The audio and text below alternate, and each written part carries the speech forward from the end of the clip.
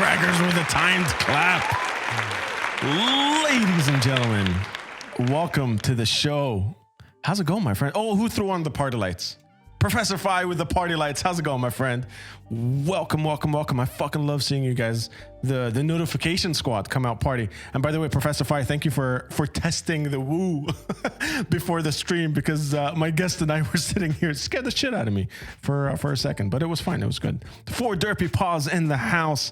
How's it going, my friend? 4 Derpy Paws was prepping the stream with me right before we jumped in. Rain Infernal does a weird interpretive dance to the starting music. How's it going, Rain? Belfagor is in the house. What's going on, Belfucker? Good to see good to see you here. Craggers, Epic, the motherfucking Epic. Anubis is in the house. What's going on, Anubis? Sir Edmund Black. Who changed the lights to red? What? You guys, I was trying to salute Sir Edmund Black. Kamakozy, good afternoon. How's it going, man? Everybody coming out swinging. So who did change the lights to red? Oh, that was Epic. Epic is allowed to change Anubis tried to change the lights to green, but it's mod privileges. Jaffo is in the house. What's going on, Jaffo? Who's spraying some water? Trident Spoon spraying some water. Titan is in the house. What's going on? Oh man, so many people up in here. Green now. Yo, Epic. You're gonna have to like set the mood, because we have an amazing guest on today, man. For those that don't know, on Wednesdays we do a podcast. We have a guest, and then we have a conversation with them about their journey and all things creative. And today we have Jake Shuker from Maysaloon. He's a metal musician from Syria. The band's from Syria. And been an insane journey, like one of the few genuine journeys that I follow. You guys know how obsessed I am with the Middle Eastern metal scene. I mean, that's all I fucking talk about here. But he's one of the spearheads, man. He's been putting the Middle Eastern metal scene on the map, and I'm just very excited to hear the journey. Unmuted show swinging. I wish I. What are you talking about? What are you talking about, Craggers? I wish need a little more length for that. Crackers, we don't talk about that shit here. Julian, don't worry, I'm here. I'm not worried. It's okay. Thank you, Julian, for coming by. Oh shit, what just happened? 321 Blaster Cobra has been rocking with the tribe for 7 months. Thank you for the subscription, my friend. 7 months. What an absolute badass.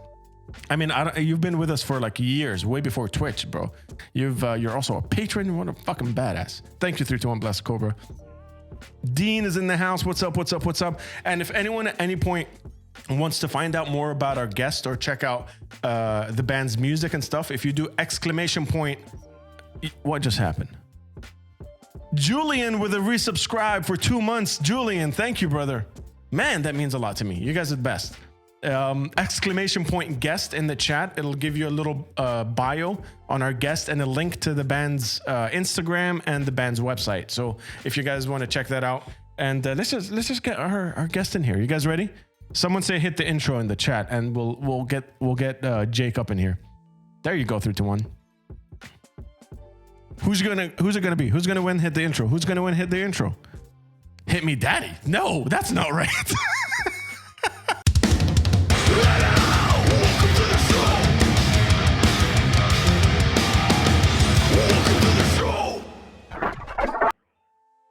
Jake, welcome to the show. Yo, my bro. How's it going? How's it going, brother? So Belfagor, instead of saying hit the intro, said hit me, daddy, which didn't activate the intro, thankfully. But Anubis got it. Damn, man. We don't do this shit here. Yeah, we don't do that shit here. We don't do that shit.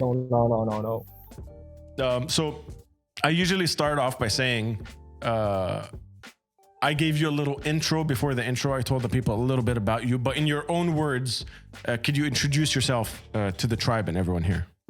Hello, everyone. First of all, I'm so honored and thrilled to be, right here with you, all of you. And I've been following your show like for a while, and I'm just like your biggest fan, and because you're supporting the scene, and because you're just so interested with the people that are truly fighting for, reaching their goals.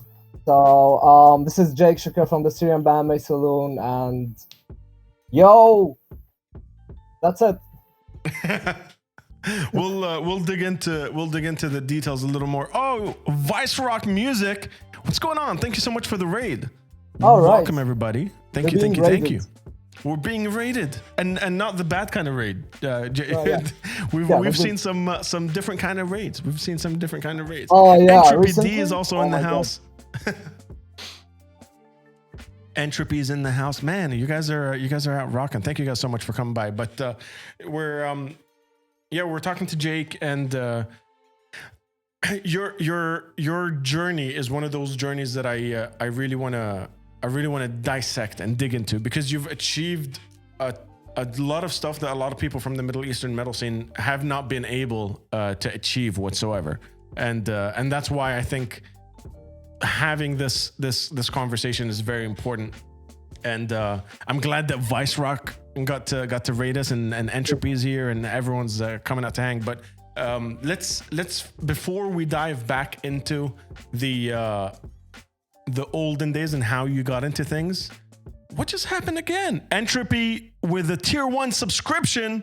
Ooh. Oh my God! Thank you, Entropy. This means absolute world to me. Oh shit, Jake, do you know what a hype train is? No, what is that? So on Twitch, when the tribe does a bunch of things back to back, the Twitch makes a thing called the hype train, which means that the more support the tribe show the channel, the more things happen. Like they get emotes and all that stuff. All right. But because we're metalheads, when I say train, what do you think of? Crazy train. So so let's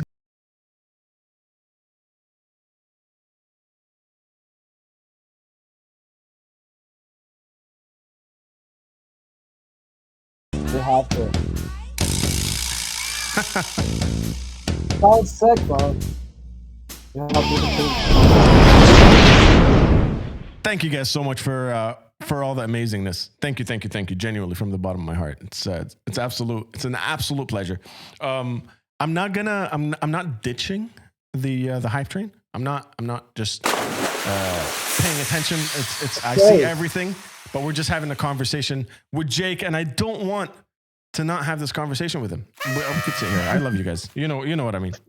But yeah, let's talk a little bit about the band Maysaloon and what you guys have achieved so far. Let's talk about you guys, the last album that you guys released.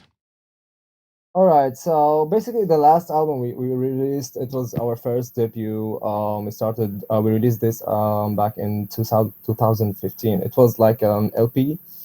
It was to me personally, I can count it as a good start for such a scene, because the scene, it was already in a trouble where the war was just getting started. So I can totally consider it as a demo, but at the same. Did we lose Jake? We lost Jake. By the way, for those that don't know, Jake is from Syria, but he's currently based in Lebanon. And sometimes in Lebanon, the power just goes out. It's the network. It's a network. He's back. We're back. We're good to go. We're good to go. Yeah, I was just talking about the first. No. She wasn't ready. Thank you, Blaster She wasn't ready. But yeah, so your first album, you guys, it was just when the war started. Yeah, the war was just getting started. So the scene was like we were so confused about doing shows and creating music. Perhaps you just don't know what could go wrong. At the same time, you just want to do it. So to me personally, I was like, why, since nobody's doing that recently, let me just do my shot. I gathered like my friends. I knew them back in the region where I was used to stay back in Damascus, and I asked them to so we can make a gig. First of all, they all refused because it sounded like we were going. Do you want to commit suicide or something?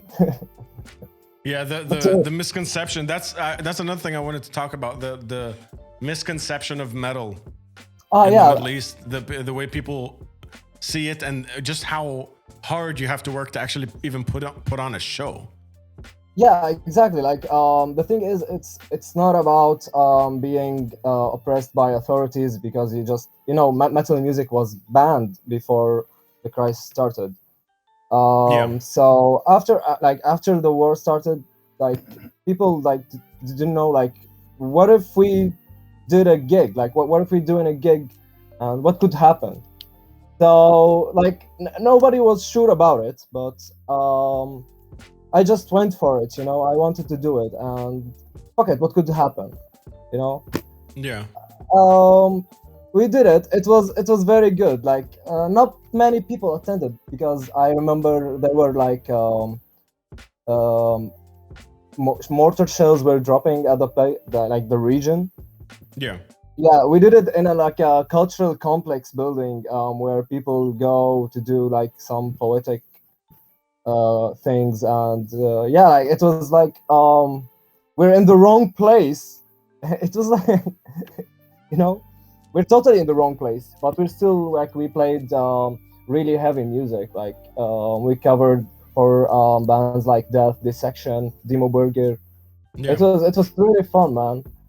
So that was when I finally decided that I want to really start the band, and because we were like at that time, and we're still like we're very heavily influenced by Death.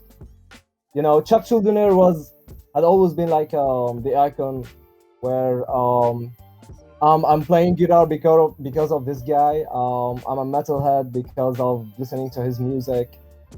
So yeah, like it all started all together, and it went on, man. It went on.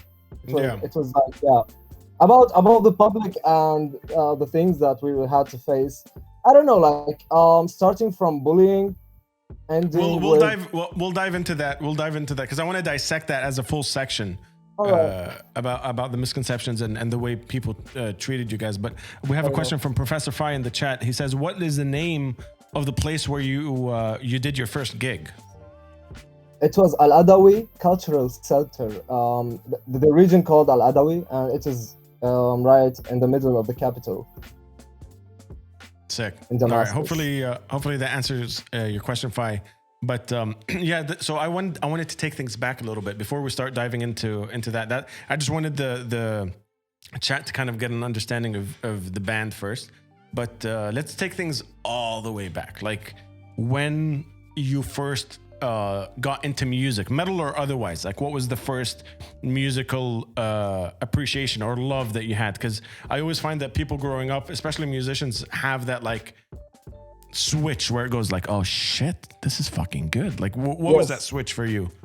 It was when I was young, I had my uncles, they used to buy CDs, they used to buy like tapes. They got this metal thing. And I remember like being at my uncle's place, and he had this Led Zeppelin show going. Like he was watching the show. It was like one of their earliest shows at Albert Hall. Yeah, that's very specific show where Jimmy Page had this thing doing on the guitar. This thing got into my head. This thing, it went, oh my god. This shit is new, this shit is heavy. So yeah, like this thing, which I guess it had a really huge impact on me. So yeah, that was like the switch to me. So were you generally into music before that? Were you like a musical child? You're saying your uncles are the ones that kind of introduced you to that. Was it running in the family before that? It was just my uncles, because they were traveling a lot. Yeah, like I guess it was just like that. Nothing like, no. I was living in a place where it's like, you won't ever expect to find metal music there. It's just like a small village in the middle of a fucking nowhere in Syria.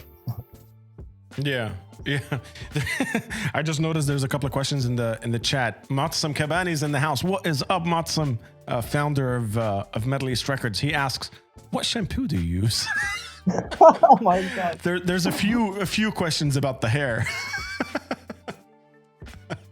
This curse, man. This curse, yeah. Yeah. I don't use shampoos. I just naturally, yeah, like, by God, this is how I came. This is how it is. Yeah. So Led Zeppelin was your first like shock into that world, Yeah, and you fell in absolutely. love with it. What was the path after that? Because there's a big gap between like, oh, I like this music, and also I want to pick up a guitar.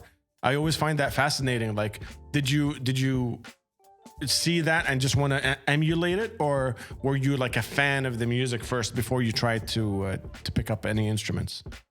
Well, first of all, because I knew that the fact that getting a guitar wasn't like a very good thing to do in such a place. So what I did, I listened to a lot of metal music and rock music at that time, until I had the chance to finally get my first classic guitar. So yeah, I started like, I wanted to do thing. I wanted to do this thing. I wanted to play this kind of music, but I couldn't because it's just a classic guitar, and I won't be able to, get the distortion sound and, blast it up. But one of my uncles decided to leave. He had a guitar.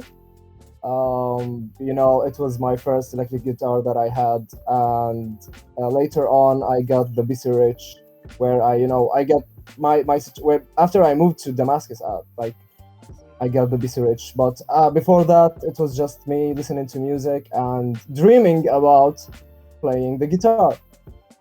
So you mentioned like, I didn't think of getting a guitar in a place like this. There's a lot of people from all around the world in the chat. Right. From all over the world. Just for the people that might not know what Syria was like, or what growing up there was like, what are some of the obstacles that you would say someone growing up with the inspiration to be a musician, what are some of the obstacles you could face growing up in Syria? All right. First of all, originally I'm from a place called Dara, which is like in the south. People there are like so religious, like really so religious. So basically, you are just surrounded by people who want you to do things that you basically like. To me personally, my family isn't that religious, but it's just the people around us. Like, you won't find a store in the whole place like could provide you some instrument or some. It was like, you're just living in the middle of nowhere. Yeah. You just can't buy CDs from the place I used to be. There is no place you can buy like proper music. That's what I'm Yeah. talking. You might find stores you can buy like traditional music or whatever, but if you're just gonna speak English, they would bully you. Yeah, just It's if you that if you kind of ask for place. like English based music or stuff around, Yes. so metal was definitely off the table. Yeah, like oh my god, metal was like, oh, this is blasphemy. Yeah. I think that's something that a lot of people could relate to, especially the people that grew up in the Middle East. And I know Matsum was in Syria. Sir Edmund Black from Blackium, obviously in Lebanon, been around for a very long time. The Lamp of Good. A lot of people know that story. Yes, of in course. Jordan, when bands used to play covers, the authorities would need the names and song titles of all the songs that they're going to play. That's So so my cool. friends used to say Lamp of Good instead of Lamp of God, so they could just get by. So that's why we have the Lamp of Good command in the chat. Oh, it's a good lamp. It's an all right lamp. All right, fair enough. But yeah, being interested in metal. Fire it up, man. Fire it up, Rexter. Thank you for the fire, my friend. Being interested in metal in any capacity growing up in Syria was purely difficult. But then you said you moved to Damascus, Yeah, where it's a little easier. Yeah, it was much easier at the capital. We moved to Damascus after like the crisis started in about 3 years because in these 3 years we were like facing a lot of troubles. It was just getting started and no one knows like how it's gonna end or if it's gonna end. Yeah. Yeah, so like we stayed in Daraa for like 3 years, and then we moved. I got the classic guitar in Daraa. There was like someone I knew who was a musician. He's from Daraa, but he used to be like a musician in some band in Damascus. So I asked him if I could, if he could just provide me a guitar so I could buy from him, and he provided me like a very cool, decent classic guitar. And when I moved to Damascus, I got my like electric guitar from my uncle. Yeah.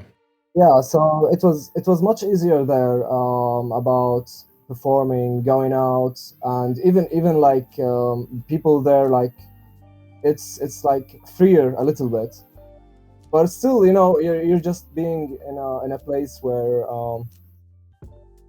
old and tradition is like the dominant thing here. That's kind of what I want to talk about. Now I was lucky enough to see the metal scene in Qatar, in Jordan, and Lebanon. We've passed through Syria once from Jordan to get to Lebanon with instruments way back in the day when I had my first band, but I never got to experience the Syrian metal scene in general. What was it like? Like, was there a scene? Was there a community vibe to it? What was it like over there?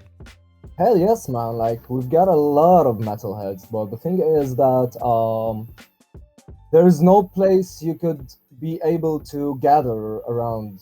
There are like a few places, and this thing, of course, will not help the scene to grow. We only have like limited places you could go. Like, we had only one place we could perform metal music. I remember going to that guy. We had like a gig called the Ceremony of Doom. We were covering like covers for bands, like Doom bands. So I went to the guy and I asked him, like, usually if you want to play, like you want to perform, you could just tell them that it's just techno music with some guitars. So you just be like, ignore the genre. This is just it's techno, but we have live instruments. That's it. Yeah. This is what the trick, like the usual trick. But when I went to the guy, he's an artist. So I was very clear with him and very straight to the point. I got, listen up, we're performing metal and it's an extreme metal.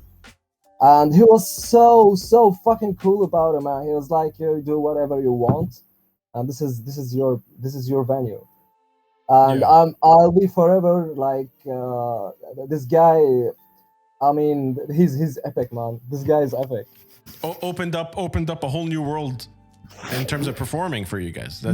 Like it was like it wasn't like a usual venue. It's like an old Damascene house where there's bahra in the middle of the house. Oh, sick! Man, it's so sick, man. It's so sick. You need to give us some footage or some photos of that. That sounds amazing. Yeah, it is. I do have a lot of it.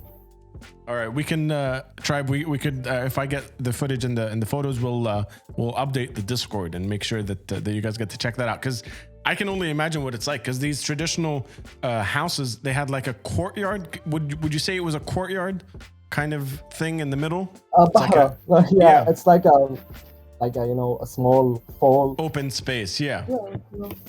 I'll definitely need to nag you to get these photos. I'd love to see that. That sounds fucking awesome. You should. Hell yeah. But yeah, so that growing up in that community, because I have a lot of Syrian friends here in Dubai that grew up in the metal scene in Syria, and I had two very different reactions.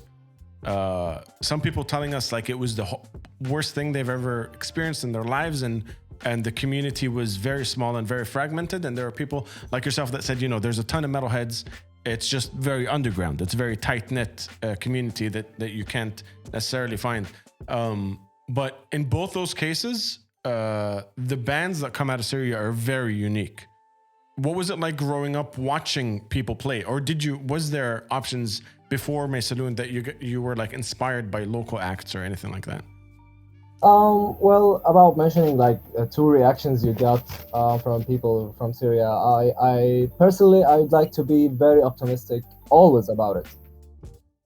Because I've seen those fragmented things they're talking about, and I've seen those bad things they're talking about. But I'm not mentioning that anymore because it's just so usual to us. Like you just cannot keep living with that. We want to step forward. So that's why I was like, since I first started the band, I was always like helpful to people around me. I've always wanted to support them. I've always, I was like, I had different pages on social media. I kept supporting people for a very long time, and I'm still doing that because it means a lot to me that the scene will step forward. We'll find like another and a better way to gather the people around. You don't want to just add fuel to the fire of like, oh, these guys are always oppressed and all the metal scene is always dragged down. Well, we're always oppressed. Yeah, that's true. But we don't have to be like fighting each other, and you get this thing in the local scenes where everyone hates everyone, which is trust me, Svengali is one of the most hated bands in the scene. I don't know why. Man, I understand that. This is what I'm talking about, basically. Like, we shouldn't be doing this. Yeah. Like, if you just recall bands from Sweden, and since the black metal movement started, like everyone was supporting everyone. They were just like a bunch of guys who had passion towards that, and we're basically the same, but we just need to support each other, help each other, And so this is actually a good segue, because did you always have that idea of growing the scene, like even before you started the band, or before you were necessarily a guitarist or anything? Did you feel like you had this innate support for the scene? Because this is one of the things that I love, finding people that have a passion for building a local scene, because over here in the Middle East, I feel like there's only a few, like Rami from Lab Metal, or Matasim and Jabir from Josie and Middle East Records, and there's like a handful of people that start blogs and start production companies and booking agencies and all that stuff that want to really build up a scene. What was it? Did you have like that? I wanna tell more people about the local scene from the beginning, or is it because there was a lack of it that you found you wanted to do it? Yeah, I've always had it in me. And this is how I like gathered like basically my band members. Like, they are the greatest people ever. This is how I gathered them, because I've always had this spirit. That's why I keep telling people, like, if you had like a good-hearted feelings toward people, you will get the same. And this is how I gathered the band. This is what happens when you just being supportive is one of the very, very, like, it's so important if you want the scene to grow. And if you can't have this one person in the scene, 2 people, 3 people, 5, fucking 50, whatever, you're building a good scene. You're building a good scene with those supportive people. That's what we should be aiming for. Yeah, 100%. I always used to say when I was in a band called Figure of Fate, and literally no one would show up to shows. I'm like, listen, I'd rather play to two drunk guys and a dog that want to be there. Right. Rather than try to get 200 people that don't know what's going on. Give a shit. Yeah, exactly. Yeah, exactly. We had a lot of people coming to our shows. Like we had some posters. So basically, everyone in the city knows that maybe we're doing a show. So we had like some random people coming to a show. I remember like I was on stage performing, and I saw like a bunch of guys getting in, and then they heard that one scream come out of my mouth. They went like they're just the way they are. The left, the fucking like, it's just so fucking ridiculous. Yeah. And speaking of scaring the shit out of people, Sir Edmund Black is here, and Sir Edmund Black, as you know, Jake is the guitarist and vocalist of Blackium. Lebanese OG band. He says mostly it's the successful bands that are hated in the Arab scene. All right. Well, basically, I don't know. Some people just tend to do. They want people frustrated at any level. Word down. Oh God. What word? What did I say? No. That was a word band. Rexter. Someone in the audience, Rudy, OG, also Lebanese metal scene, just banned the word bands. So if we say the word bands, you or I, we have to spin something called the Wheel of Death. Right. I'm gonna put 2 minutes on the clock. Okay. No, actually it's 5 minutes, isn't it? Isn't the word band 5 minutes? The word band is 5 minutes. We're gonna have 5 minutes on the clock. You and I can't say the word bands. So we have to find creative ways to say this word. All right, 5 minutes on the clock. I've got the word. God. I've got the word. We can't say it anymore.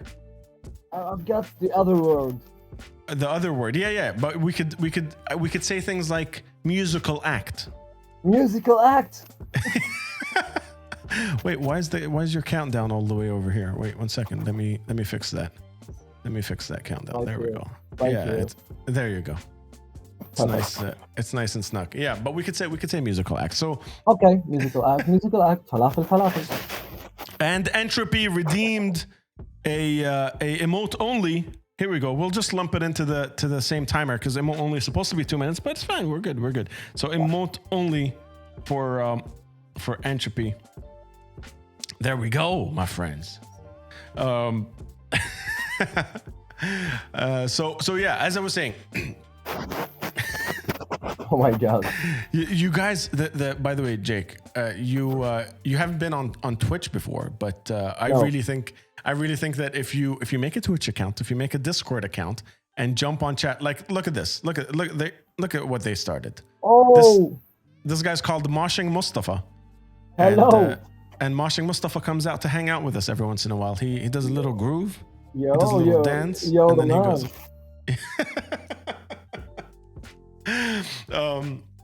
I'm loving this Twitch thing, man. It's so Thank cool. you, man. Thank you. It's been fun. It's been a great journey. But it's because of talking to people like yourself that I love this podcast and I love what we do on Twitch, because having everyone's journey, everyone is so goddamn. Lord Zeppelin changed my lights to yellow. All right. Which he can do from the chat. But yeah, having these conversations where we learn more about people's journeys, I think bridges the gap between every single person in the chat, on the podcast, on stage. It's just we're all fucking one. And when you hear more stories about that, you're just like, dude, I've been through that shit. You know what I mean? It's very relate. Julian with the shenanigans, you got the confetti there. But let's go back, Jake. Let's go back. These guys are trying. Fire it up, man. These guys are trying to distract us. Yeah, we got this. We got this. We got this, man. We got this. So you had the innate idea of building the community, building the metal scene and all that stuff from the very beginning. And I just want to ask, let's talk about the start of the band. Also, we have a question from Derpy. What is the meaning behind the band name? And just let us know like the first very early kind of setup of how that whole thing came together. Woo! All right. First of all, you want like this hit up. I'm gonna hit you up with something. Yeah. I was at the physics class. I remember. I was just like drawing that thing. I hated that class, man. I hated the teacher. Wait. Sorry to cut you off for a second. Sorry to cut you off. Did I say the word?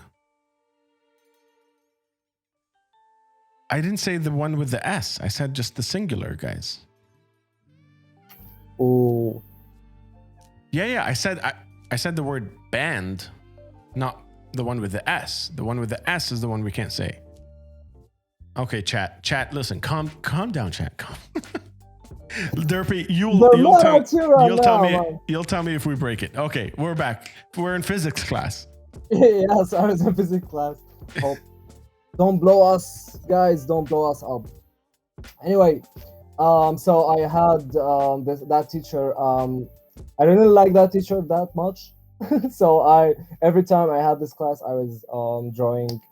You may find me in the back seat right there, doing nothing. So I started drawing the logo for Maysaloon. Yeah. And this is where I got the name Maysaloon. We had this thing in our national history. We had when the French... She wasn't ready. That Kevin Hart thing, man. Fucking epic. I love Kevin Hart, by the way. Yeah, the guys. It started on one of the streams, and now it's a thing they can do every 30 minutes. It's crazy. But so yeah, you were at the back of the class. Yeah, drawing Maysaloon logo. I guess I have like the earliest logo I draw for Maysaloon. It's like on the physics notebook, but I used to have like doing nothing. It's full just of paintings. Basically. So I hated that class anyway. So at that time, there was that time where I just decided that I wanted to do this thing. I gathered around some people and started to do things. I had few friends in that place, but unfortunately they had to travel and leave the country. Because the situation was already fucked up, you know. I don't know what I was thinking about, like doing a band in the middle of shit, you know. So anyway, I went for it. I asked some of my friends if they have some musician they would like to perform. So I met Dio, the bassist. So he and I ended up planning for a gig, and that was the first gig we did. It was back in 2015. So you're a little bit younger than me, but you're a lot younger than me. Shut up. You're ex-guitarist. This is how I found out about the band. Your ex-guitarist lived in Dubai. Yusuf, yes. Yeah, he lives in Dubai right now. Yeah. Yeah, and Svengali got hit up. We had a friend contact us saying, "Yo, I know this guy whose son is really into metal, and he'd love to come hang out with you guys, or even just like come to a rehearsal or something." I was like, "Oh, dude, that's sick. Let's get him over." And Yusuf showed up at the jam room. And he was like, "Oh, I'm in a band called Maysaloon, and I'm a fan of Svengali, so I just wanted to come hang out with you guys for a bit and just ask some questions." He asked some really good questions about playing live and how to do that. And I was like, "Oh man, I got to check this band out." You guys didn't have anything at the time, but that name constantly stuck in my head after that. Oh well, I'm so glad that this happened. You know, I remember Yusuf speaking about that, and. I remember like me being drunk at that time when he opened up the conversation. I said, "Svengali, you mean the band with the blah blah blah blah? Man, their music is so fucking epic. I should, you know, yeah." I remember that whole thing. It's been like a while since me and Yusuf got in contact. But yeah, at that time, after me and Dio started the band, we got Yusuf on guitars. Then we after that we released the Forgotten Dawn, our first debut. Yeah. So let's talk a little bit about the band name again. You mentioned that it was from national history. You guys were taught it and you stuck to that name before you even had the band out. But what does it mean? Like for everyone that's in the chat that's from outside of the world, what does that mean? That name mean in history, and also what does it mean to you? Because as from my experience, once you start the band, the name kind of takes on a different meaning. Once you start internalizing what it means to you. All right. So the thing is, then when we started the band, I had this idea that we may not, succeed in the scene, but we will do it anyway. We're gonna take our glorious stand and do it anyway. So speaking of that, we had this battle called Battle of Maysaloon, where the French invaders they were like they had this battle where the Syrian side were just like only few people with few soldiers, no ammo, no weapons, like no proper weapons. So yeah, it was like a glorious stand in front and against the French invaders. So the idea is like they took this stand knowing that they're gonna lose anyway. They're gonna die. Like if you're gonna die and you're doing this. This is so brave. This is what we basically did. Like we may not, get alive, but we're doing this anyway. And even this is gonna be a cool shot for us. It's gonna happen, and it happened. And I'm so glad it did. Yeah. that's the historical aspect of the name. And Yes. so you fell in love with that piece of history, that story, that moment. You decided to internalize it and use it as a band name. And I love to get a little bit of a spacey vibe with guests on the show. What does it mean to you now? Maysaloon now is like, man, that's deep. We're only just getting started, brother. I don't know, like, if you're gonna ask me, like, it's just the thing I breathe for, man. It's more than a band to me. It's like, it's an idea. Maysaloon now, like, I'm just gonna hit you out the small thing. I get a lot of messages, a lot of people talking about that they have hopes. They have like very, very big belief in Maysaloon. They want the scene to thrive through Maysaloon because they know we've got the right potential for it. We've got the right things for it, and this is why it's Maysaloon is just like, it gets bigger by time, by getting more people to know us, because the more people are knowing us and knowing the story, and this is what gonna move something in this world.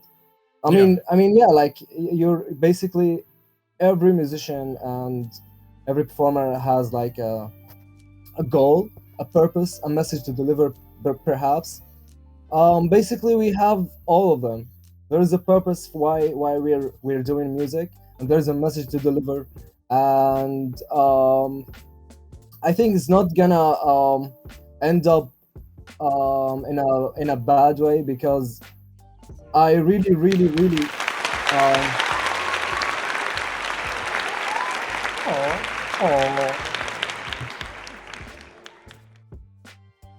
yeah, I would really put anything on a stake, whatever it is, the cost, just to make my band. It's the highest priority in my life. It's the thing that I totally breathe for, man. So I wanna talk about the message and the purpose in just a second, but I thought it would be a good idea to play your music video, War Sphere, for everyone in the chat. Let's just listen to a little bit of Maysaloon, you guys. You guys know already, if you like what you hear, throw some fire in the chat, throw some fire up on the screen, do your thing. But we're just before we play the video, do you wanna introduce it in any way, or let us know anything about this? You mean the song? Yes, we're gonna play War Sphere. War Sphere. Yeah, we're gonna play the video. Show them the song and the video. All right. All I can say, we released this after the Forgotten Dawn. It was a single that we wanted to. War Sphere basically is everything that started the war. You know, it's that small spark who started the war, which started the war, and that's what is War Sphere about. All right, here we go, you guys. Like I said, fire in the chat-a-roonies if you like what you hear. This is Maysaloon War Sphere.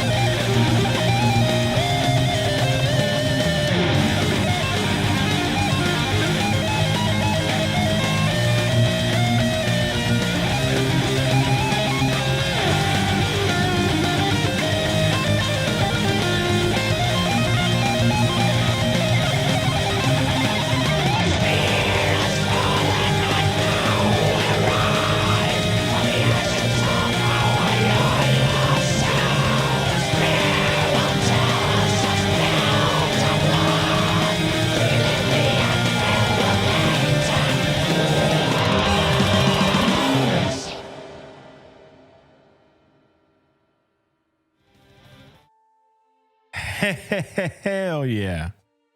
Hell yeah, you guys. There was a lot of fire. I fucking loved seeing that. Thank you guys for all the fire in there. Jake, what did, you got to see the fire come up on screen. What do you think? Oh yeah, man. What do you think of the tribe? Guys, thank you so much, guys. It means a lot. It was like on fire, boys. We saw a little bit of moist. Moist? Yeah, well, that got me, man. Is everyone okay with the moistness? There's a can someone activate Bellfucker just so we saw? There we go. Bellfucker, are you moist?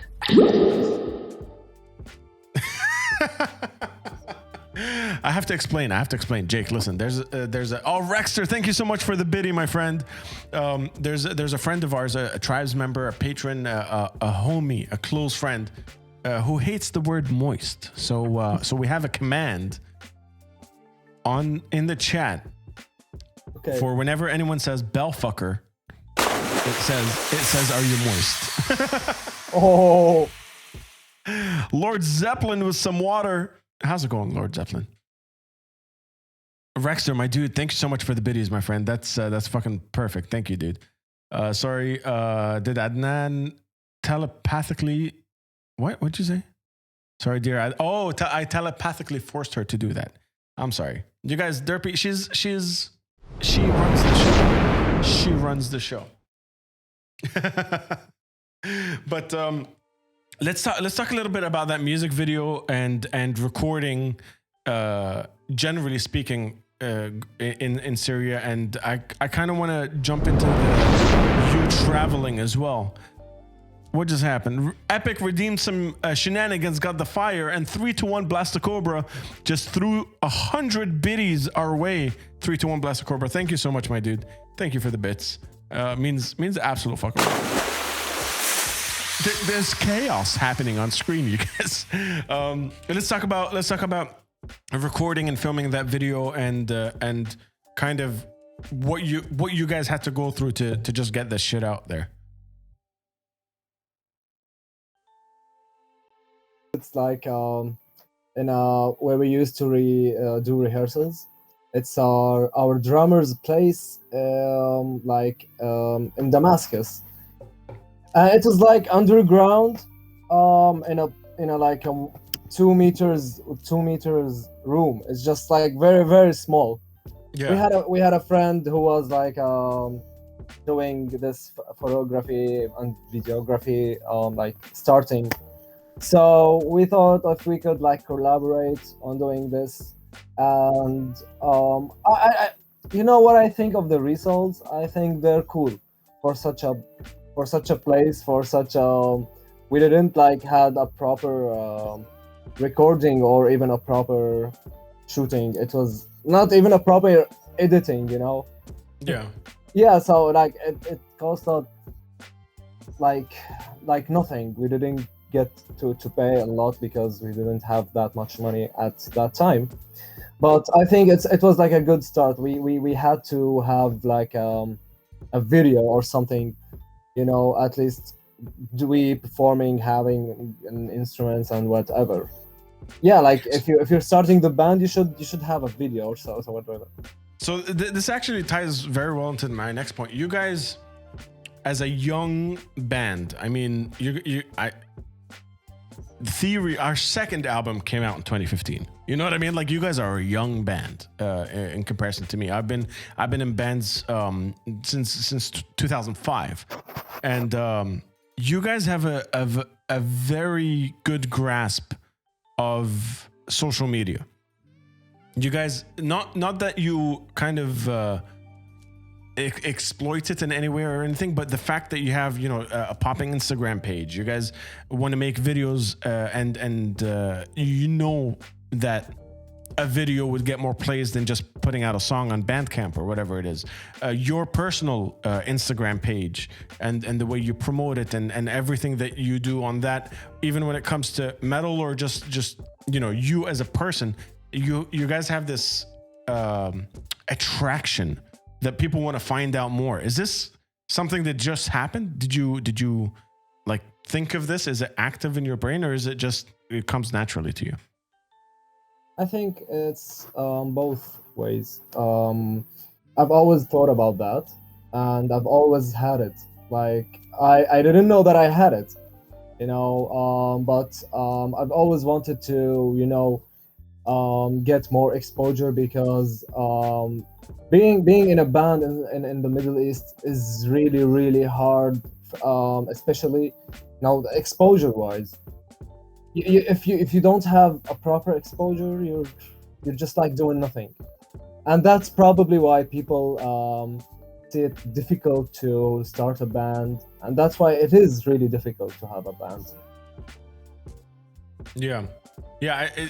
I think that's why the next point is going to be the spearheading part. But I think a lot of the misconceptions are a lot of the reasons why people don't get into stuff. Like I met story time, ladies and gentlemen. I met I met a couple that now are some of my closest friends, but I met them when we played the show with Sepultura in Dubai, and we played this show. It was a huge show. It's fucking Sepultura. There's no doubt about it. But we met this couple that's been living in the UAE for 10 years that have never been to a metal show. They didn't even know bands existed in the UAE, let alone in Syria, Jordan, Lebanon. They had no idea. When I told them, like, yo, I JM is from Lebanon, I'm from Jordan, we played shows all over. There are tons of bands that you guys could check out. They've been living in the Middle East for 10 years. Oh, who turned on pink? Oh, we got Sexy Wink. I'll do Sexy Wink in a sec. I'll explain Sexy Wink, Jake. I think Jake should do the Sexy Wink. That's all I'm saying. I don't know about you guys, but the girls in the chat are talking about Jake a lot. All right. So I met this couple and they had no idea. And it for me, I thought it was exposure. Thank you guys for that photo. That I look amazing. I look like I'm jerking off a tiny penis. Thank you. Thank you guys for that. That's brilliant. That's totally brilliant. So this is kind of the thing, is that exposure and just letting people know, like, you're very proud when you do talk about the band and stuff. Like, we're a Syrian band. This is what the name means. This is what we're about. This is what the message is. And it drives people to look for more, even if they don't necessarily stick around for Maysaloon or Svengali or Blackium or Aramaic. The fact that the name is out there and they could research a little more, I think is a big step towards getting that, that pin in the metal map. Exactly. That's the point. Yeah. Speaking of Blackium, Sir Edmund Black, thank you for Yo, man. How's it going, bro? Both of them are here. Sir Edmund Black and Lord Zeppelin are the brothers from Blackium. I try to avoid saying people's real names on chat. I love those guys, man. I love those guys. One of them is amazing. The other one sings. The other one, شوي يعني هيك وهيك. One of them is awesome. The other one's a vocalist. So.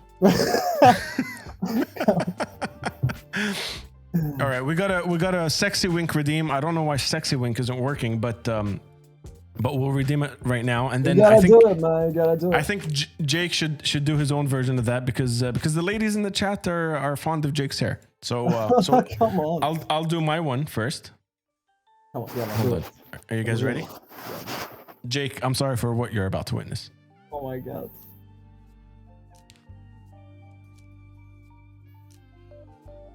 There you go. That was my Sexy Wink. Why are you laughing? Why? Jake, I broke Jake. And the Wheel of Death. And we got the Wheel of Death as Jake was laughing at me. What should I do right now? You got to do the Sexy Wink. You got to do a Sexy Wink to the chat. All right.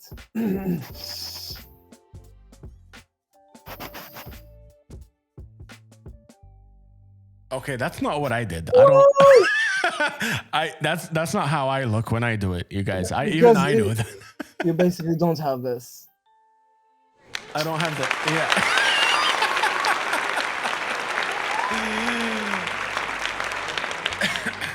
What does that say? Oh, wait. Umilia وميل يا غزيل. That's right. Woo! Now that's a wink from Sandy. Sandy, listen, Sandy, I winked too. You guys are being mean right now, is what I'm saying. You guys are being a little inappropriate. I winked just as good as Jake. You're much better, man. You're much better. Believe me. Thank you. What a nice guy. All right, Jake. So what happened right now is Carl from Mansfeld. By the way, Mansfeld, a fucking amazing band from Germany. Experimental as hell. They got some concept album stuff going on. I got my tent, Carl. I saw what you said, Carl. The tent, I have it, and and he redeemed the Wheel of Death. So Wheel of Death. Hit me up. We got to spin this thing, and whatever this lands on, we have to do. All right, spin the bitch. Let's do this.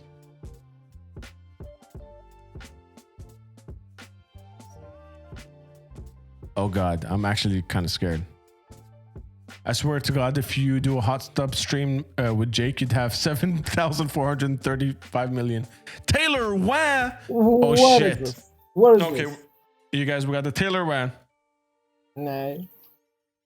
We have to show Jake. We have to initiate the Taylor wah. Yeah. It's unfortunate, but okay. How do I say this properly, you guys? Sometimes I get really emotional. The platform that we have, you guys, and the things that we have achieved. No, she wasn't ready. Carl, I'm trying to be emotional. Stop it. All right, the things, you guys, the things that we have achieved, and the people that have come together through this community are. Derpy, thank you for the 200 biddies. While I was being emotional, I'm trying to be emotional. Listen, I'll cut it short. The second you walked in, I knew. So that was Taylor Wah. I think we broke Jake a little bit. You gotta be fucking kidding me, man. So what did you think of that? Just as a redeem. Fucking sexy, man. I like that. It was better than the wink. It was better. You Oh, guys, much better. Can someone clip that? Taylor Wah was better than the wink. That's it. Yeah. Ya haram masdoom. Yeah, he might be a little masdoom. مصدوم وبس. Okay, let me correct myself. Crying and smiling is not metal. I don't know what you're talking about. Emotions aren't metal. Oh, okay. Sandy Sin from Eamon Graves, ladies and gentlemen, is giving us a little bit of shit. Thank you, Sandy. Let's talk. Let's get back into it. Get back into it. That was like a halfway point, you guys. That was everything is better than the wink. Hey, Carl, I have something in my eye. Thank you, Carl. Let's get back into it. The message, the purpose, the drive behind the band and you as a person as well. Oh shit, Rooney's Sturge Bass is rating with 15 more people. Sturge, can we get a massive shout out for Sturge Bass? We have to explain rating for Jake. Jake, when someone raids the channel, basically they were live, and then them and everyone that's watching them comes to the show, comes to this channel. All right. So we just got 15 more homies with Sturge Bass. Thank you guys so much for coming by. Coming by. Yo. We got. Let me do my new thing. Look at this. We got Jake from Maysaloon. It's a Syrian extreme metal band. I said Syrian, not serious. A lot of people might think I said serious, but they're from Syria, and we're having a conversation about all things metal, his journey.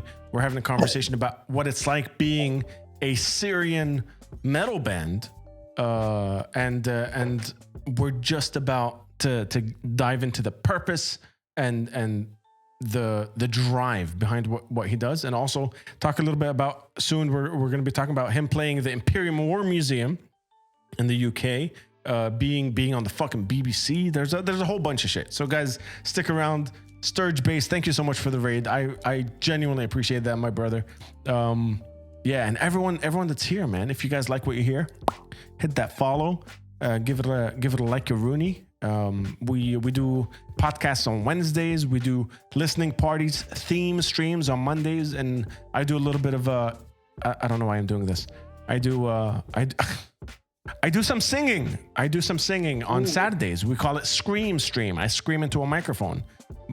Wow. I should stop doing this. Yeah, I know. I'm sorry, Jake. You have to witness this. It's okay. John's music box is also here. What's up, John? If you guys aren't in John's box, go into John's box. Yalla, into John's box. Go inside John's box. Let's go. But yeah, let's. Oh shit, another one. I don't know. What am I doing? I don't.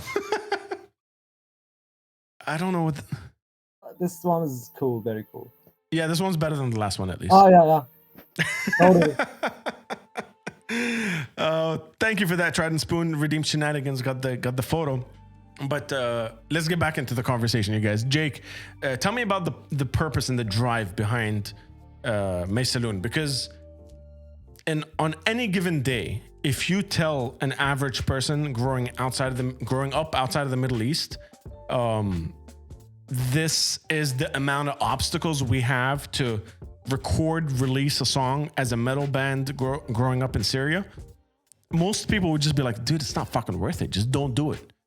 It's not even worth it. So what's the drive and what's the message that you guys are passionate about delivering? You know, personally, I think it's the idea of I think when the war started, it just got on us on many levels. Personally, I grew up into this environment where you're just being oppressed in anything you do, you know? Anything you do is just so wrong to the people around you. If you basically want to have your own life, have your own thoughts, have your own personality, you're not even allowed to do that. You must abide by some social and you know, some rules. You don't have to abide by them at any cost. However, I grew up where I had this mentality where I want to fight, even if I'm just being alone in this battlefield. Because basically, even family at the beginning, even my family was, you know, fighting that. People around me fighting that. My friends were fighting that what you're doing is wrong. What you're dreaming of is wrong. You just can't dream such a thing. It's not existed. You can't do that. Yeah, and all it's not even that you shouldn't. It's that it's physically not possible. Yeah. You can't do that. Yeah, like about many things. It's just I wouldn't let that get into my mind.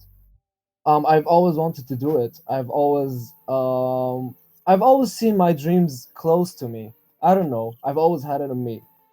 Though the people weren't so helping.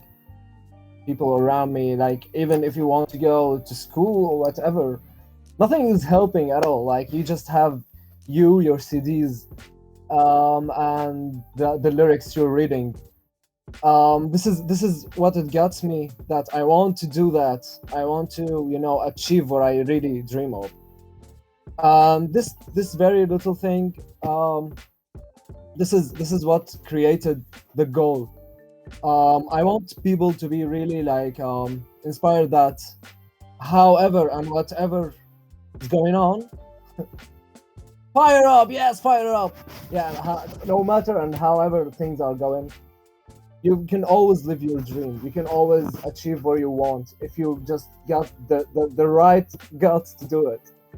Yeah, you know? Yeah, 100%. First of all, CSP9830, what's going on? Thank you for hitting that follow button and welcome to the tribe. Appreciate you being here. Exclamation point guest in the chat if you guys want to find out more about our guest. DJ Vaughn is also in the house. What's going on, DJ Vaughn? Thank you so much for coming by, my friend. when it comes to like what you were saying, that drive, regardless of who stands in your path and that stuff. Let's talk a little bit about Maysaloon putting out the album. You guys are starting to gain some traction from the international scene. Correct me if I'm wrong, but I felt like you guys got more attention from international fans before you even got attention from the local fans at some point. No, I can disagree on that. Maybe if you were like talking about people in Lebanon, Jordan, and Iraq, perhaps it's like the area we got it. Yeah, like after we got the international, but people in Syria, like they had always been supportive. Like they had starting because they're all my friends. Yeah, like they're all my friends, and everyone I get in contact with about the band, and if they ask me about the band or anything, I can sense that these people they really have hopes in us to change and like step forward, and this is what basically is giving us the motive, yeah. So and like there is, and always the message that I should be delivering to the world about through Maysaloon. I've already like talked about this like many times, is this exposure that our history and our heritage is facing, which is, it's a very sensitive point, and I don't think people is giving it much attention. Maybe it's the situation what's going on right now, but I think it has been like the people in our country and in the region where this heritage should be like at its finest exposure, because it's not like any other. We started the alphabet. We have the oldest musical notation. This is something. This is really something, and this is why it hurts me that people don't give it that attention. Why it should have the best attention, So speaking of that, there came a point in time where while Maysaloon was getting attention, you said that you disagree with me. I was more primarily talking about the Middle Eastern scene. I kind of lump the Middle Eastern scene as one big plate. So I don't think of like Syria. It's a bubble, yes.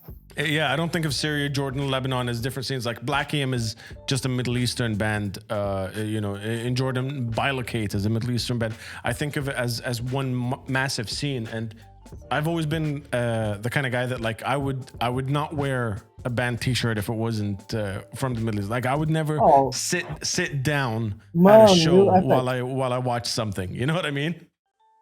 Man, you're epic, man. I love your spirit, man. Thank you, man. Thank you. But you guys started spearheading the process, spearheading this putting the pin on the map where the Middle Eastern metal scene exists. I want you to explain to me what the fuck happened and how you got to play the Imperial War Museum in the UK by yourself as a metal band. And like it blows my mind. Give me the entire story. All right, so I had this friend. She is a co-founder in the World Metal Congress. You're talking about Lena. Yeah, Lena. Yeah, she was on the show. She's friends of the show. Absolutely.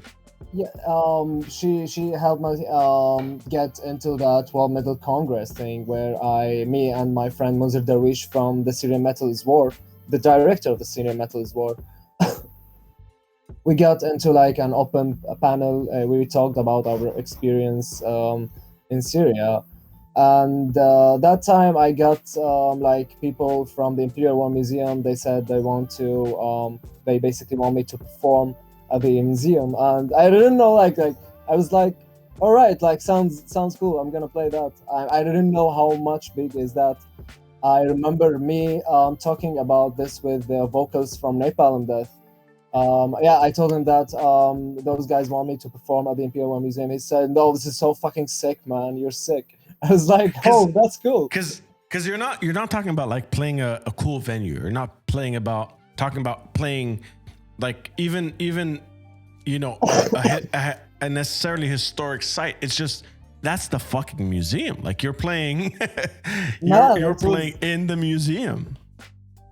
It was such a like I don't know. I'm not exaggerating to say I'm still overwhelmed by how it was to me, because it's just like a miracle for you to be a Syrian and get a visa to the UK right now. It's like it won't ever happen. So yeah, like it was to me so fast all the time. But I can totally say that it was an experience I would never ever forget. Like at all levels, you know. Performing was so great, people there was so great, and everything was so great, man. So what was it like for you on the day, performing and having conversations with people that attended, and the you know, I'm assuming that people asked you for your story at least. Well, let me tell you something.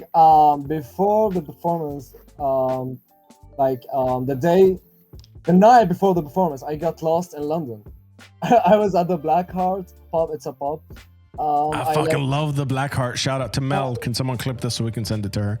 Yes. So yeah, like I wanted to go back where I've been staying, and I got lost, and my phone was off.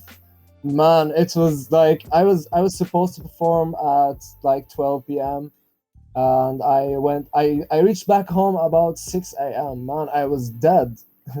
I spent like 4 hours walking on the streets, and you know how dangerous it is in London. Though I wasn't afraid. I was so happy, you know.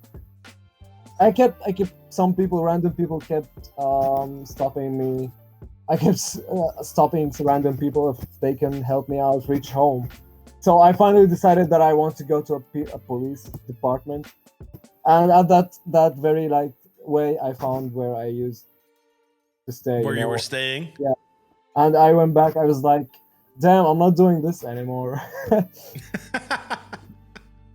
But it was fucking cool, man. It was so fucking cool. Is there was that the first time you traveled to perform? Like, was that the first time you as the band representing the band traveled to perform a show? Yeah, this is like my very first time. Yeah. Like we don't consider Lebanon like the countries you are traveling to. It's just basically right here. Exactly. So, the Middle East is kind of lumped in to one, like I was saying. Yeah. So yeah, it's like the first time I perform outside the Middle East. Yeah, that the fact that you went to the Black Heart and got lost. I mean, well, yeah, yeah. That's fucking awesome. And what was the response after having been the only Syrian metal band to play London, the only metal band to play that museum, doing it as a basically a solo act at the time, because the rest of the guys weren't able to be there? Like, what was the response to that from the local scene, but also from the UK scene, from the European scene? What did you guys get in return? Well, the local scene went crazy about that, because it's like I told you, it's like the very first time that someone gets to do that, you know. So it was like this is huge, and I mean in the UK scene, it was also like I was like this thing is while this thing is happening, like people from different all around the UK. Like I saw so many different people, you know, like they wanted to ask me about many things. I remember like one of the people came to me and he said he used to be like a teacher in Syria. Oh.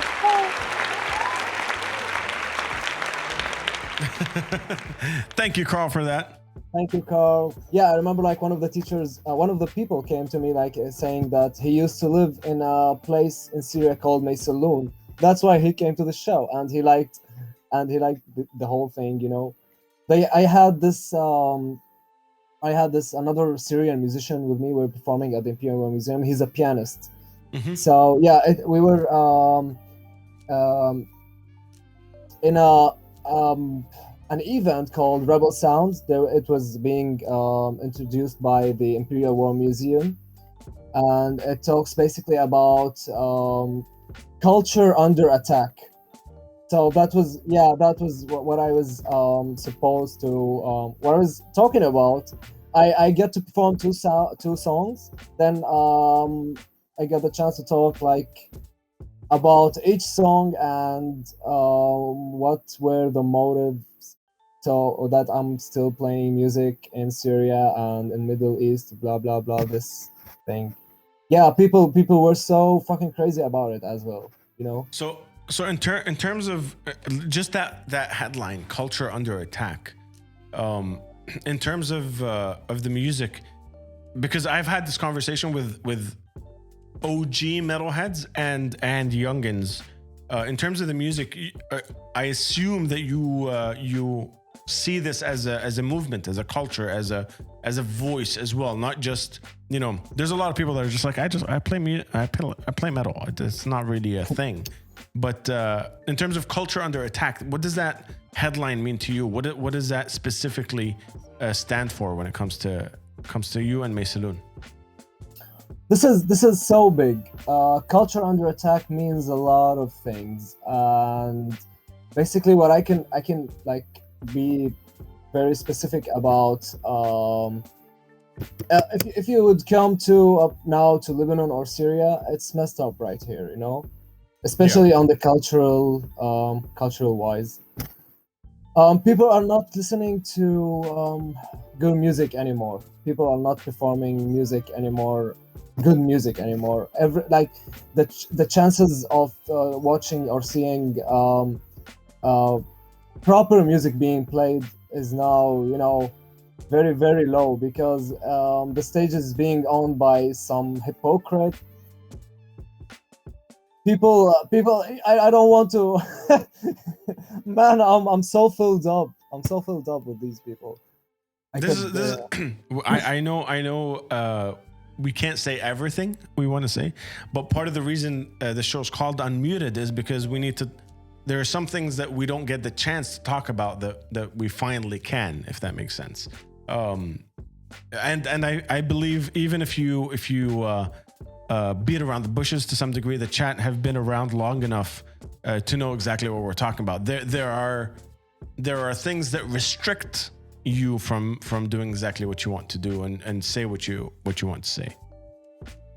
Yes, it's okay. I can always I can deliver the whole message when I say that our countrymen are working against our own culture because they're brainwashed by politicians, they're brainwashed by religious people, by those religions icons they're following, which creates like you know, we can't breathe as the way you used to be before.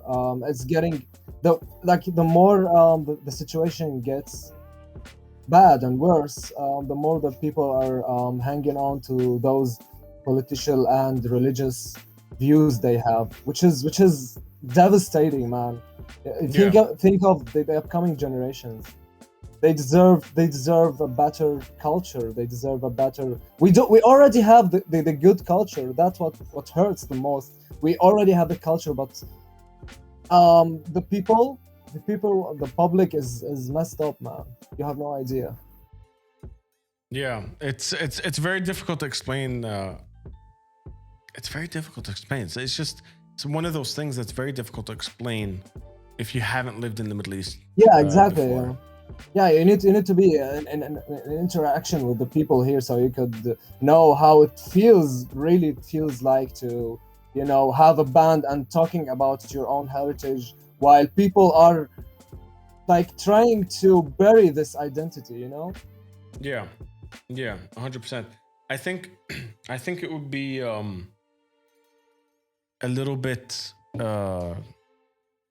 hypocritical of us if we didn't at least mention what's going on in over in Palestine, just for a little bit, and what's happening in the Middle East in general, and the movement that's been happening now. I want to lace the question in: how important is it for you, in terms of inspiration, motivation, to add what's happening around the Middle East within your music? Like, how much does that influence and push your music?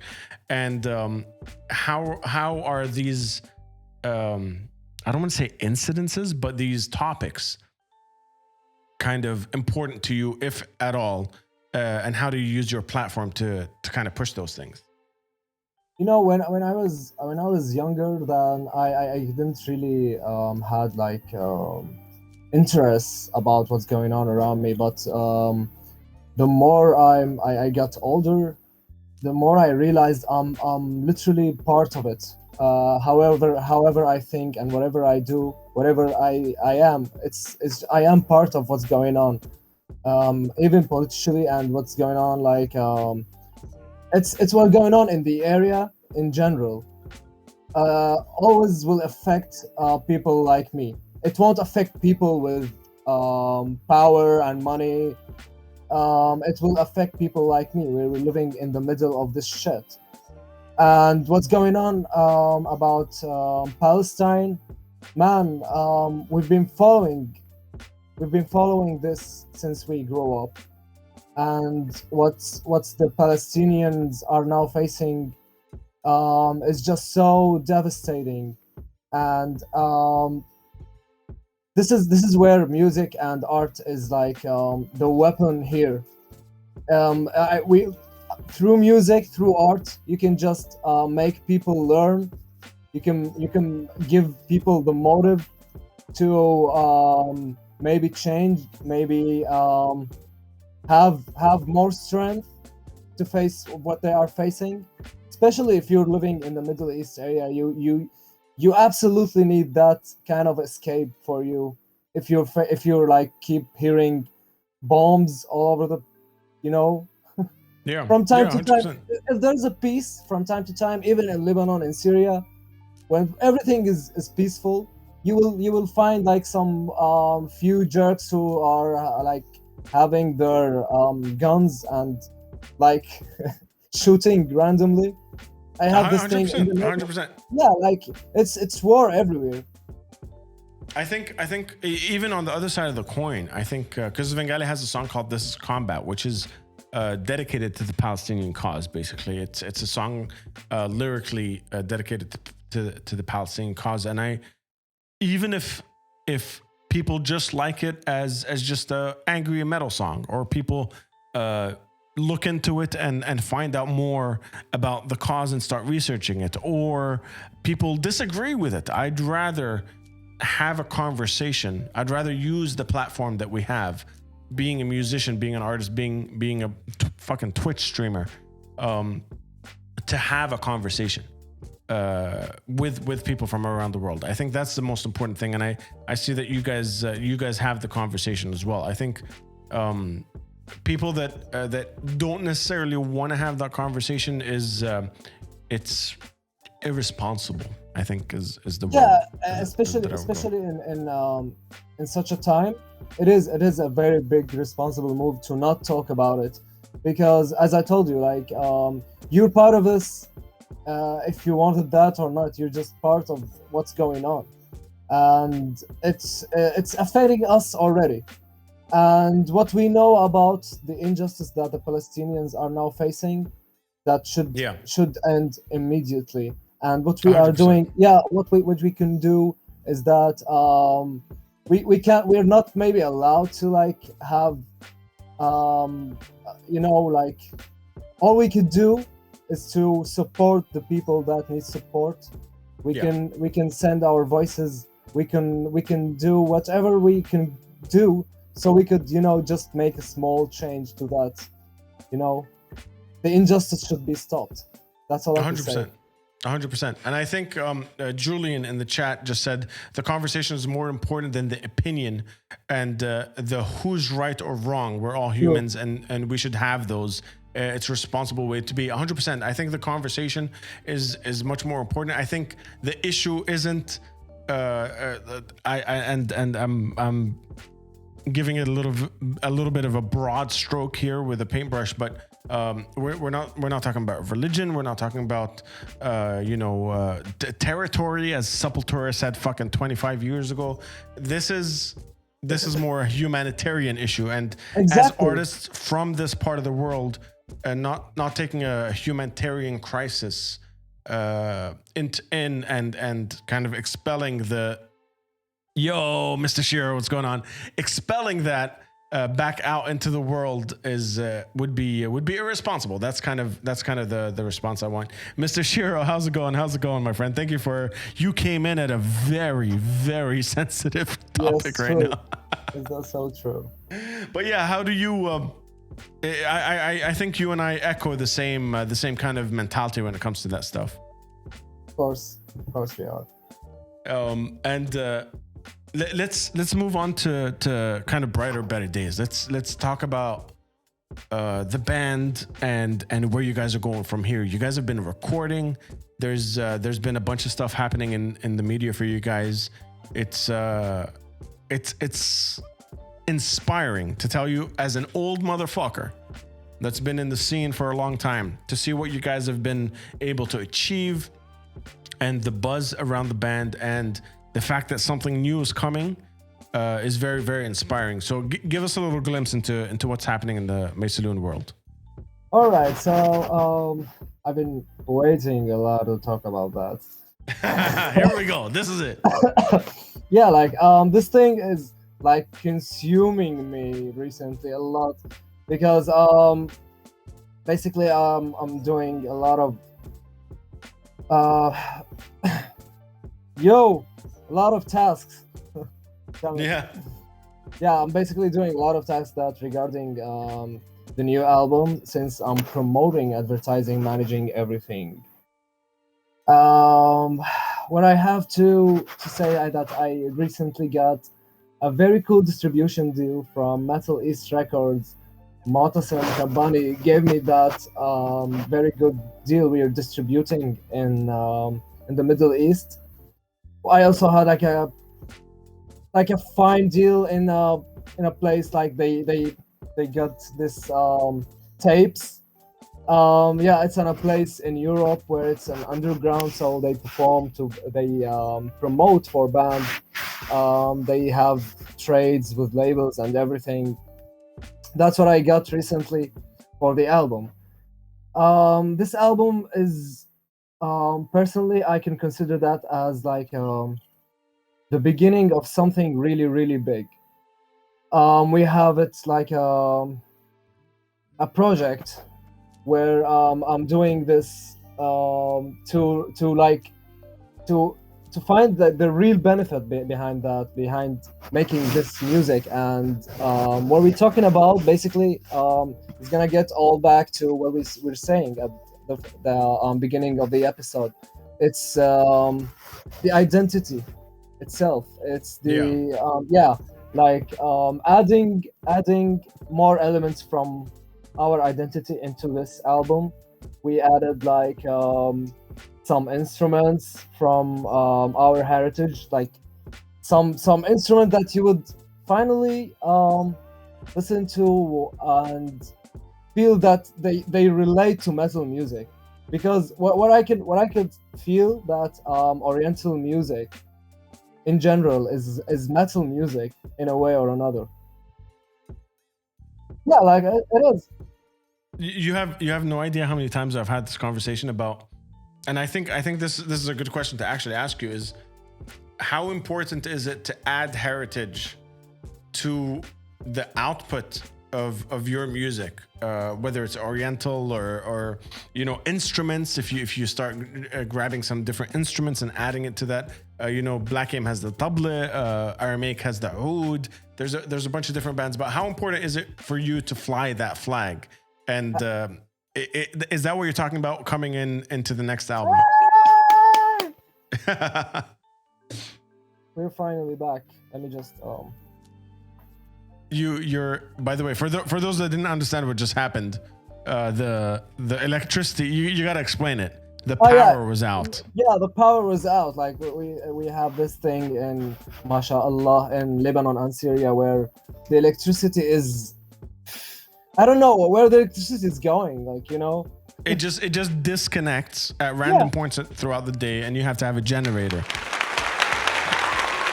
Yeah, you need that. You absolutely need to do that. Where were we? Yay for basic power and electricity. But yeah, we were talking about how important it is for you to to add Middle Eastern elements, Oriental elements, instruments, all that stuff to what Maysaloon puts out in the world. Yeah, I think it's basically the most important thing to do is to add things to your music that shows your true identity. I think people will find out exotic that recently metal music is getting boring. That's what I keep hearing. Because people, I don't think that people recently like looking for music that is just vague, and they want something like really with a message, with a story, with you know. They want things they feel like they are related to, connected to. They want things that make them feel inspired, maybe. Yeah, I know there are bands that do this, but metal musicians and metal fans aren't necessarily looking for a song about getting drunk in the club necessarily. Not they want a little more substance when it comes to that stuff. Yeah. That's what I keep hearing, that these opinions about metal. The thing is, I'm gonna tell you like something really, really deep. We grew up in a place where I have my neighbor plays oud. You have this prayer from Adan. It's basically all of the things around you is just filled with Oriental music, you know. So it's basically you grow up listening to a lot of the environment around you is so Oriental, so you cannot expect like someone like me who just I really love my land. I really love home. Yeah. This thing gave me that thing that showing these elements where I came from is gonna make people see and feel this land, make me feel me, at least, like, you know, I lived this, so I'm channeling this. Yeah. So that's how it is. And you don't expect like people who lived in a very, like, if you grew up listening to pop music, or your parents listening to pop music, I'm pretty sure that at some point this is gonna hit you up, you know. It's gonna be in your music at some point, and this is what happened to me personally. Oud and going to celebrations, blah blah blah. Music around you is so Oriental, so it's gonna be in your music. That's what happened. That's your identity. That's it. 100%. And I think you just fucking hit the nail on the head when you said identity. I think what a lot of at least. I'm going to use the word our generation, even though I'm fucking old compared to you, but still our generation from the Middle East is the sense of identity that has been scattered, right? Because we grew up listening to fucking Death from Florida, and we grew up to listening to you know, Amon Amarth from Europe, and we're playing metal, we're doing all this shit, but all the things they're talking about, like I had a conversation with Saptora about territory. Like you guys have no idea what that means. Like, you know, singing about the Palestinian cause, being angry at the system, all that stuff. This is real world shit. We're not talking about a Dutch black metal band that got a funding for their album. We're talking about some real world shit, and the way we express that shit as musicians and as artists, as you said, is through this form of music. That's very true.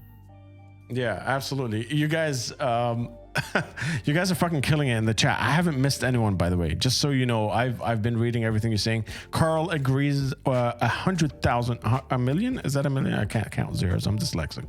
1,000,000%. DJ Descent, hey man, Tribe. Thank you, DJ Descent, for coming by, my friend. Old but not ancient yet. Absinthe and crackers. Oh man, you guys are the fucking best.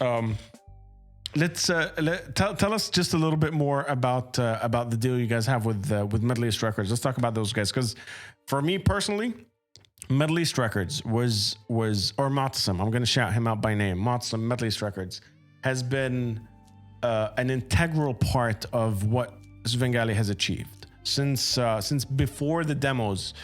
For us, this guy came up to the man and was like, "Yo, I like what you're doing, and I want to help support it." And from shows around the world to being able to have our CDs in Virgin Megastore, all that shit, he's opened up all the doors, and it makes me so fucking happy to know that Maysaloon is on the next album gonna be with Middle East Records, because this dude is fucking crazy. He loves the scene. He loves what he does, and for I know you're in the chat. I don't know if you're still around, but he wants nothing back. Like, I had a conversation with him while he brought massive bands down to Dubai and put local acts to open for them.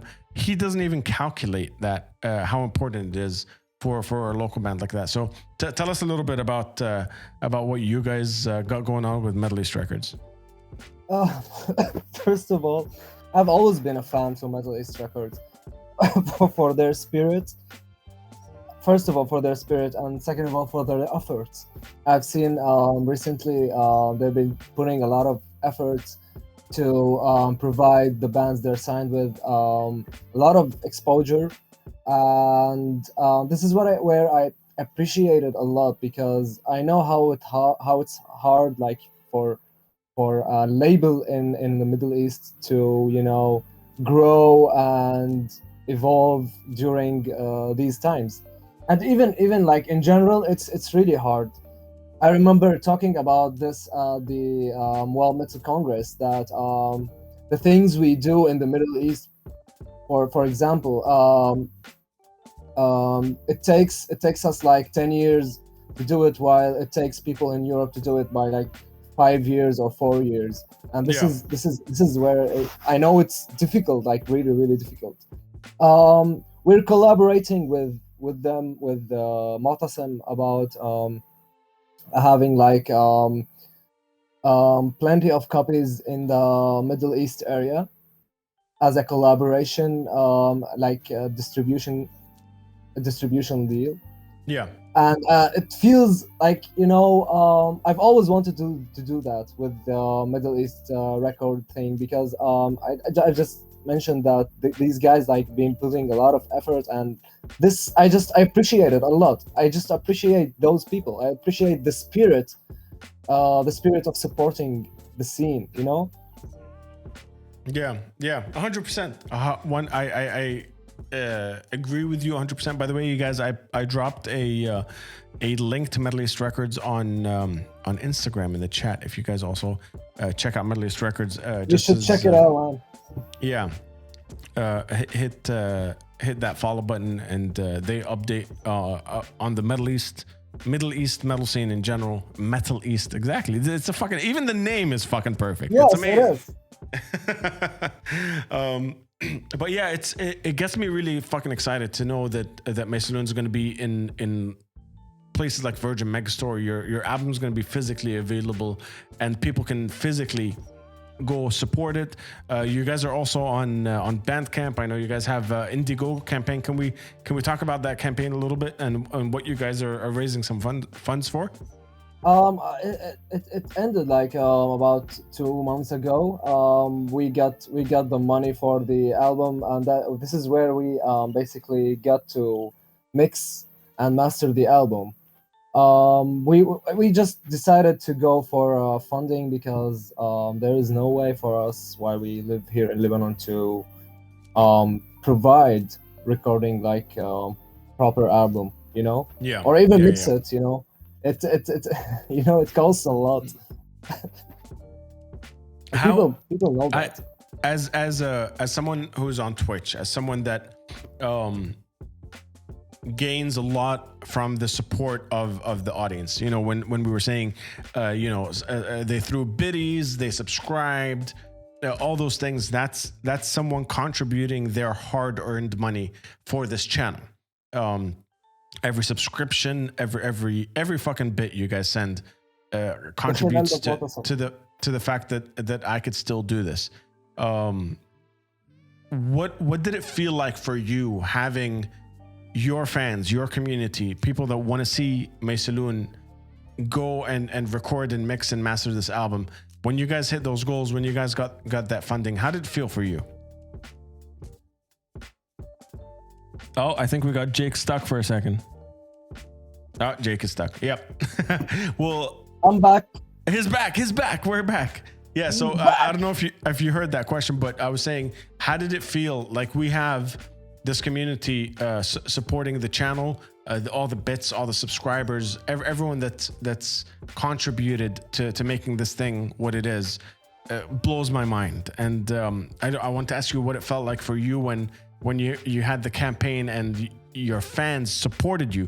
They physically said, I believe in this so much that I want you guys to mix and master this album. How did it feel for you? Man, the feeling behind that, it felt like you can always do the right thing while you have people who got you supported. You can have as much as you want when you have the right people who believe in you. Yeah. And this is what we basically looking. There's someone is what laughing at what. Anyway, No, I think because you got stuck on a wink. I got stuck on a wink. Carl is saying that was a wink. even if I got stuck, I got stuck sexy. Yeah, there you go. Someone drop some fire in the chat right now. Yeah, fire it up, baby. But yeah, what did it mean? How did it feel when you guys, Indiegogo campaign and your tribe, your people, your fans came out and said, I want to see this. Too late for that. I appreciate it though. There's a slight delay in the between us and the chat, but it's fine. Thank you so much, man. So yeah, there's a water also. It's to cool things off. It's fine. All right, fair enough. So yeah, it felt like, man, that feeling when you get that someone believe in you, it's like that's it. To me, that's inspiration. That's the biggest motive you have right now to do things. Yeah. To do it, it gives you that push that you want to do it. Just let me do it, that's the greatest part of it. Yeah. I don't think a lot of things beat that emotion. And I want to take a second to be cheesy with you motherfuckers in the chat right now. You guys know how much. You know what? I'm gonna awkward zoom. You guys can't stop me. I'm gonna fucking awkward zoom. You guys know exactly what you fucking mean to me, and the fact that you support the show, you support people like Jake and I, means the world. And one second.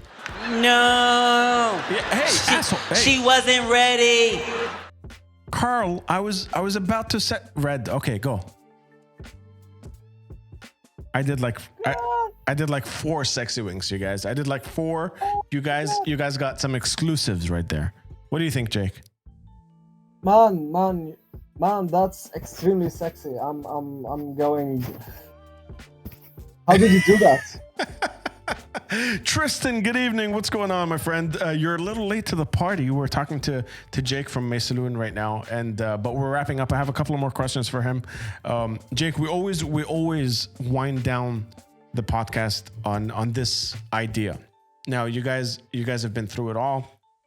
You've been on podcasts with fucking Max Cavalera. You played the Imperial War Museum. You guys put out an album, a new one coming out, Middle East Records. Wow. The distribution deal all over the Middle East. A little wah for you right there from Carl. If you had a time machine and you were able to go back in time and meet younger Jake, and give yourself a piece of advice or tell yourself something from you right now, going back in time, what's the one thing you would tell yourself? Don't use bad shampoos. That's it. I'm doing it right. Don't use bad shampoos. That's it. That's it. Everything else, you wouldn't change a single thing about the journey. You wouldn't change anything about the... There's a clap there. No.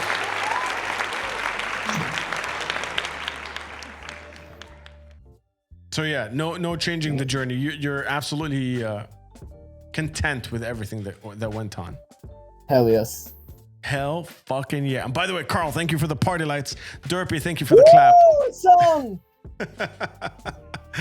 See, I think I've asked this question at least 98 times. You're episode 98 of the podcast, and I love the different responses we get for when we ask that. A lot of people see it as, would you give yourself advice in terms of like you regret something? A lot of people see it in terms of what would you like to have added to your life as a youngin'. A lot of, there's different walks of life, but the fact that you said, I want to change absolutely nothing except don't use bad shampoo, and the idea that, the journey that you've taken is why you're here, and the fact that you wouldn't change a thing about it. I fucking love that because I come from that same background, I think. Means a lot, man. Means a lot. He has seen enough time travel movies to know it's a no-no from Absinthe. Oh. Are you a sci-fi guy? Are you into the sci-fi movies? Not really. I'm into fantasy movies, actually, a lot. Fantasy movies. We got a bunch of fantasy people in there because I told the chat last stream that I haven't watched Star Wars yet, and people wanted to kick my ass. I don't know what happened. Oh, you shouldn't have said that. I know, but also Lord of the Rings is okay. I'm not. Oh, gonna... don't tell me. I mean, it's not bad. It's just it's a good one. Really? I'm out of here. Carl says Rick and Morty. Fuck Rick and Morty. Oh, Rick and Morty rock, man. Oh, Jake, you and I have some conversations to when it comes Oh, to. yeah. I'm alienating the chat. Everyone's like, "What the fuck are you talking about? What's going on?" The book is right. better. There you go. The book is better from Crackers. Yes, the book is much better. All right. Matasim Kabani, me too. Fuck Star Wars. Oh, dude, thank you so much. At least one person's on my side. Not kick your ass, but educate you. When are we having a Star Wars binge night? Sir Edmund Black, we're gonna be. Let's fucking do it on Discord. We're gonna have a Discord Star Wars night. I come in and you're instantly bashing Rick and Morty again. Fuck you, Icarus. Thank you for coming in. Can we get a shout out for Icarus? It's and Legolas. Exactly, Icarus. Oh. It attracted the right people. As I was saying it, you jumped into the chat. I'm sorry for that. Did you discuss the pineapple issue? No, we didn't. All right, before we go, we have to get Jake's opinion on this. We have to get Jake's opinion on this. Pizza. We're talking about pizza, Hit me Jake. up. What do you want? Yeah. Pizza. Pineapple on pizza. What are your thoughts?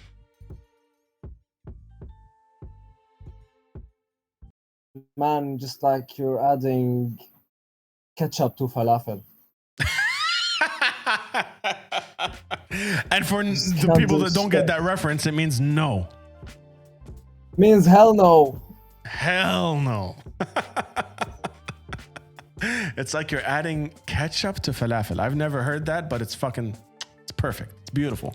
حبة مشكلسة. Yeah, there you go. There you go. You guys, thank you so much for an amazing fucking episode. I absolutely love that each and every single one of you are here. Thank you for having a conversation with Jake and I. Please hit him up. I'm going to drop a link to his Instagram and the band's. Thank you. Derper with a clap. My cousin eats kibbeh with ketchup. Don't listen to your cousin, Sandy. Don't listen to your cousin. Don't.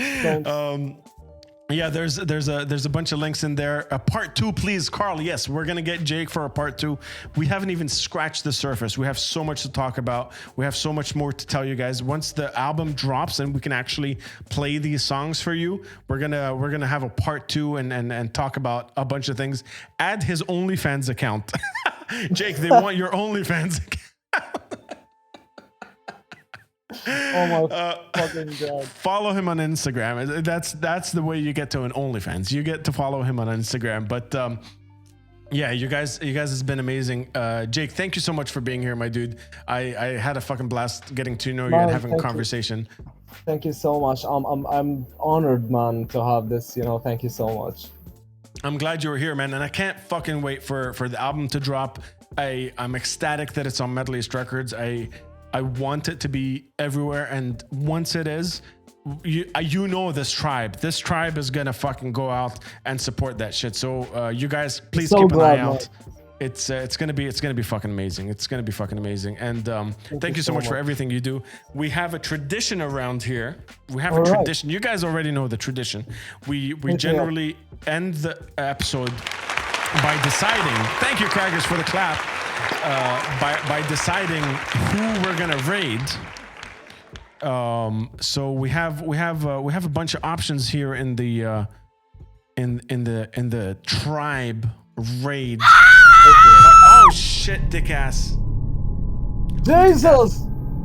Who did that? Why did you do that? Who did that? You guys, that was really mean. That was really mean. That was really mean. Who did that? Try because the of spoon. you, I won't be able to sleep that day.